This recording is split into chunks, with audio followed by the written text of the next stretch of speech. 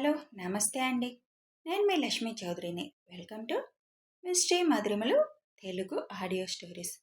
Brindavanam part 184తో మీ ముందుకు వచ్చేసాను. కథలోకి వెళ్లే ముందు ఎప్పటిలాగే రిక్వెస్ట్, వీడియోకి లైక్స్ హైప్స్ ఇచ్చి సపోర్ట్ చేయండి యార్. ఇక కథలోకి వెళ్ళిపోదాం. అమృతకి ఆక్సిజన్ మాస్క్ పెట్టి ఐషు వెంటనే ఇంజెక్షన్స్ చేసేస్తుంది. వంశీ గారు కూడా అమృతకి ఒక పక్కన కూర్చొని అబ్జర్వేషన్ చేస్తూ ఉంటారు. అమృత ఊపిరి తీసుకోవడానికి భారంగా ఎగిసి పడుతుంటే తను అది చూడలేక అన్వేష్ బయటికి వెళ్ళిపోతుంటే శివ్ అన్వేష్ చేయి పట్టుకొని ఆపేస్తాడు.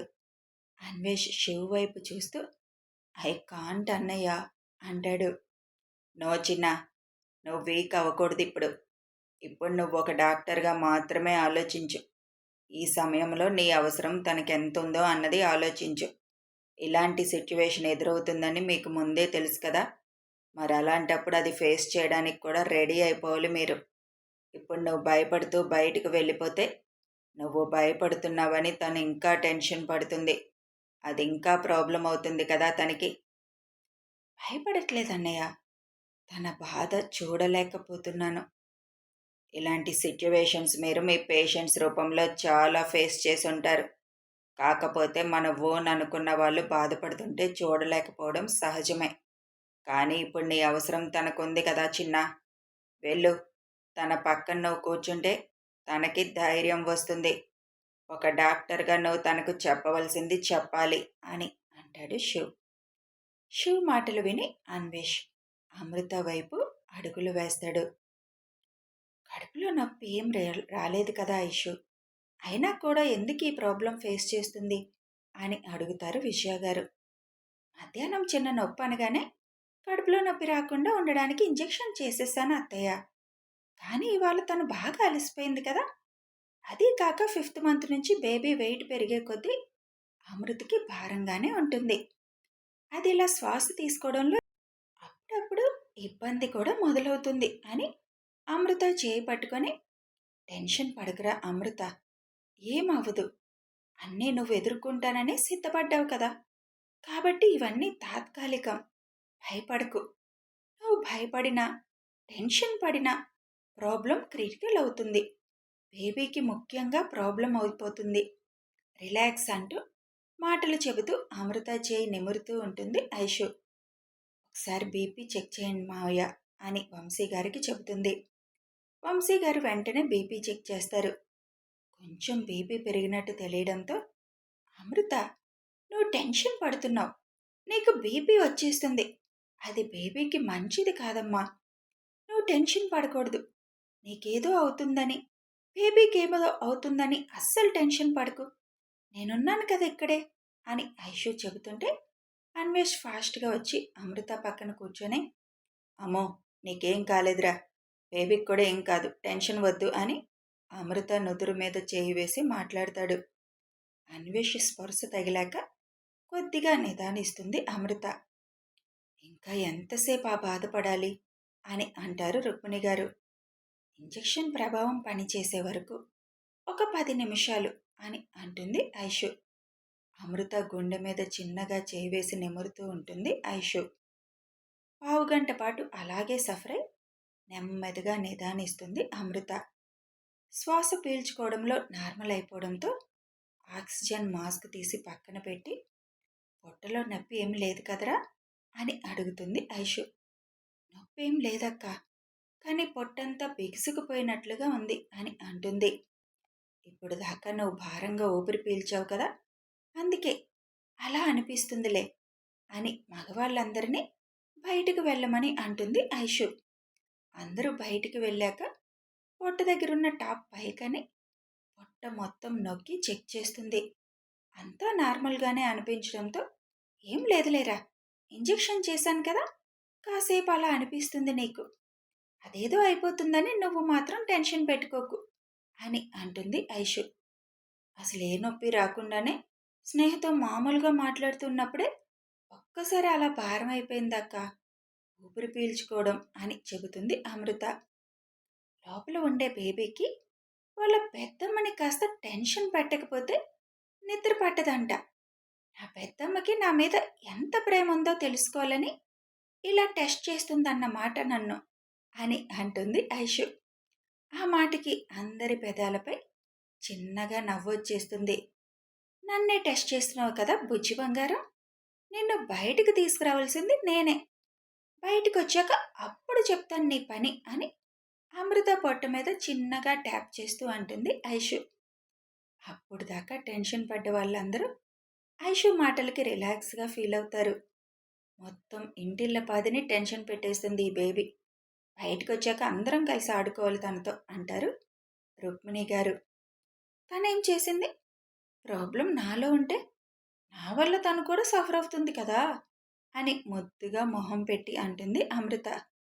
అమృత మొహంలో ప్రశాంతత చూసి 10 నిమిషాల ముందు తను పడ్డ బాధ గుర్తుకు రాగానే తెల్లవడం కోసం ఎంత నరకం అనుభవిస్తుంది పిచ్చిపిల్ల అని అనుకుంటారు అందరూ. ఒక 10 నిమిషాలు అలాగే అమృతని ఉండనిచ్చి హార్ట్ బీట్ మొత్తం చెక్ చేస్తుంది ఐషు. తర్వాత బేబీ హార్ట్ బీట్ కూడా చెక్ చేసి రిలాక్స్ అవుతుంది. అమృతకి ధైర్యం చెప్పడం కోసం, ఇంట్లో వాళ్ళందరికీ టెన్షన్ లేకుండా ఉండడం కోసం ఐషు పైకి అంత ధైర్యంగా ఉన్నట్లు నటిస్తుంది. కానీ లోపల మాత్రం తను టెన్షన్ పడుతూనే ఉంది. ఇలా ఊపిరి భారమైనప్పుడు కంపల్సరీ బేబీకి కూడా లోపల ప్రాబ్లమే అవుతుంది. ఆ ప్రాబ్లం ఒక్కొక్కసారి బేబీ అబార్ట్ అయ్యే వరకు పరిస్థితి వెళ్ళిపోతుంది. అదే భయం ఐషుకి. ఏ మాత్రం అమృత ఆ టైంలో టెన్షన్ పడి బీపీ పెంచుకుంటే డెఫినెట్గా అబార్ట్ అయిపోతుంది బేబీ.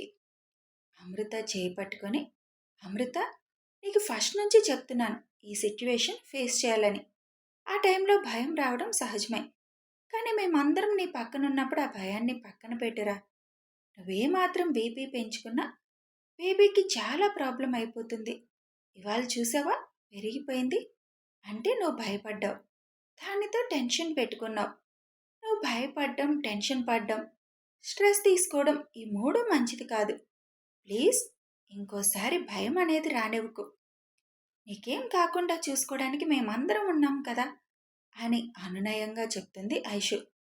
అలా అయ్యేసరికి ఆటోమేటిక్గా బేబీకి ఏదో అయిపోతుందని ఎంత వద్దనుకున్నా మైండ్లో చిన్న టెన్షన్ స్టార్ట్ అయిపోతుంది అక్క అని అంటుంది అమ్మ. ఆ భయాన్ని నువ్వు జయించాలి. అలా మైండ్లోకి రానివ్వకుండా చూసుకోవాలి. అలా ప్రాబ్లం స్టార్ట్ అవగానే నాకేం కాదు అని వెంటనే నువ్వు అనుకోవాలి. నీ ధైర్యమే నీకు బలమవుతుంది. జ్యూస్ తీసుకురండి అత్తయ్య అనగానే రుక్మిణి వెళ్తారు తీసుకురావడానికి. అన్వేషణ రమ్మనండి అత్తయ్య లోపలికి అని రుక్మిణి గారికి చెప్తుంది ఐషు. సరే మేము బయటికి వెళ్తున్నామని అనురాధ గారు, వాణి గారు, విజయ గారు స్నేహాన్ని తీసుకొని బయటికి వెళ్ళిపోతారు. అప్పుడే వరుణ్ వాళ్ళు హోమ్ థియేటర్ నుంచి బయటకు వస్తారు. వాళ్ళకి ఇప్పటి వరకు లోపల ఉండడం వల్ల ఈ విషయం తెలీదు. ఆ రూమ్లో నుంచి బయటికి రావడం చూసిన వరుణ్ ఏమైందంటూ కంగారుగా వస్తాడు. ఇప్పుడు వరకు సినిమా చూస్తూ ఎంజాయ్ చేసి ఇప్పుడు వచ్చి ఏమైందని అడుగుతున్నావా అని స్నేహ చిరుకోపంగా అంటుంది. స్నేహని చేపట్టి పక్కకు తీసుకువెళ్ళి ఏమైందిరా, అమ్మ వదినికి మళ్ళీ ప్రాబ్లం అయిందా అని అడుగుతాడు వరుణ్.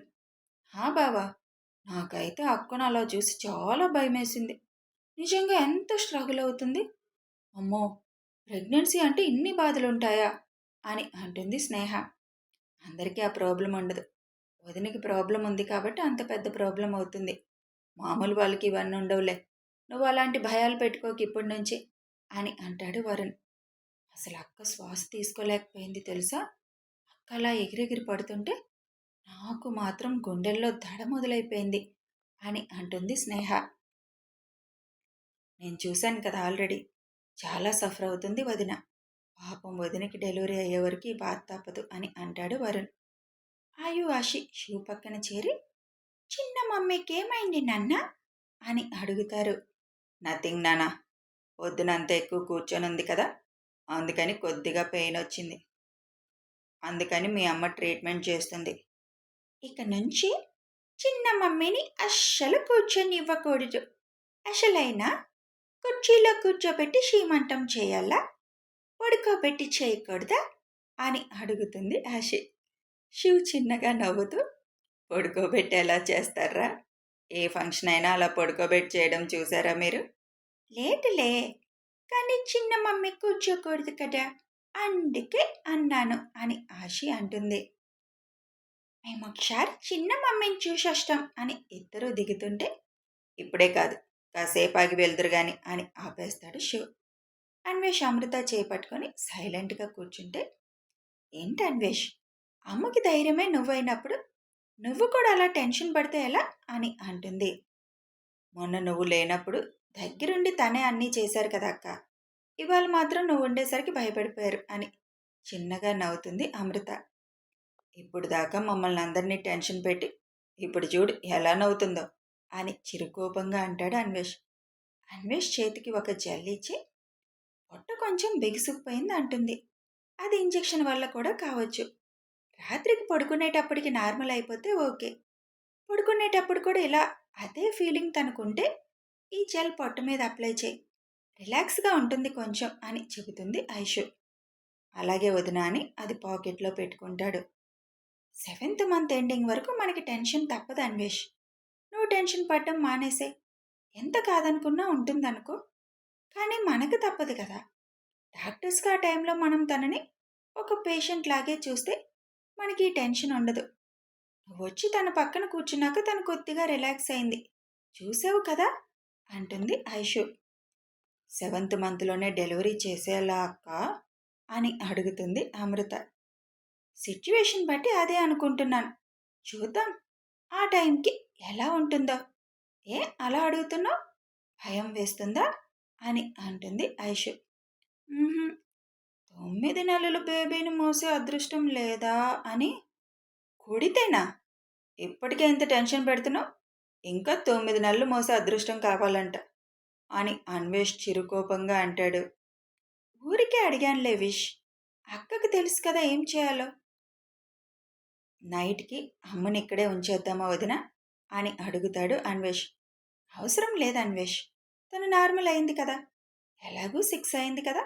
ఇప్పుడు చిన్న అత్తయ్య జ్యూస్ తీసుకొస్తున్నారు, అది తాగేసి కాసేపు రిలాక్స్ అవుతుంది. 7 కల్లా డిన్నర్ పెట్టేశాక పైకి తీసుకువెళ్ళిపోదువు గాని అని చెప్పి ఐషు బయటికి వెళ్ళిపోతుంది. నువ్వెందుకు టెన్షన్ పడ్డావు విష్ అని అడుగుతుంది అమృత. నిన్న అలా చూడలేకపోయాన్రా, నువ్వు అలా ఊపిరి ఆడకుండా కొట్టుకుంటుంటే నాకు ఊపిరి ఆడలేదు అని అమృత నుదురు మీద ముద్దు పెడుతూ అంటాడు. అప్పుడే రుక్మిణి గారు లోపలికి వచ్చి జ్యూస్ అన్వేష్ చేతికిచ్చి ఆవిడ బయటికి వెళ్ళిపోతారు. అమృతని చిన్నగా లేపి కూర్చోబెట్టి జ్యూస్ తాపిస్తాడు. బయటికి వచ్చిన ఐషుని, బుజ్జమ్మ, చిన్న మమ్మీ ఇప్పుడు ఓకేనా అని అడుగుతారు పిల్లలిద్దరూ. ఆ బంగారాలు ఓకే అని పిల్లల పక్కన కూర్చుంటుంది ఐషు. ప్రస్తుతం ఏం ప్రాబ్లం లేదు కదా బుజ్జి అని అడుగుతాడు శివ్.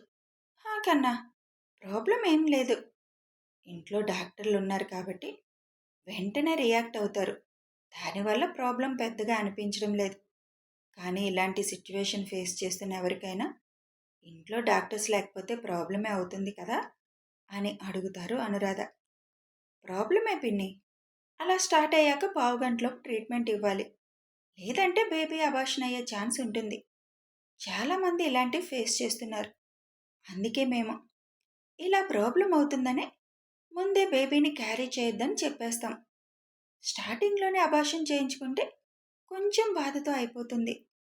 6 నెలలు 7 నెలలు మోసాక ఇలాంటి సిచ్యువేషన్లో బేబీ చనిపోతే అది ఇంకా నరకం కదా.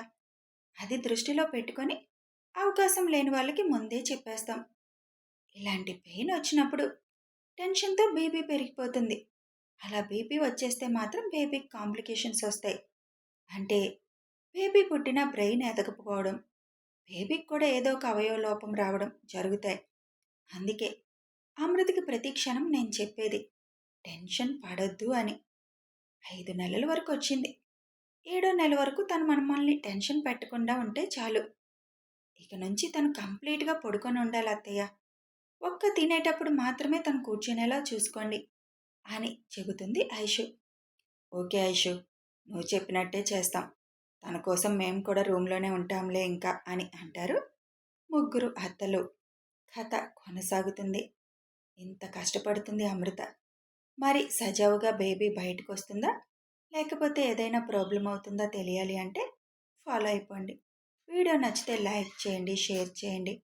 కామెంట్ రూపంలో మీ అభిప్రాయం తెలియచేయండి. సబ్స్క్రైబ్ చేసుకొని ఛానల్ సపోర్ట్ చేయండి.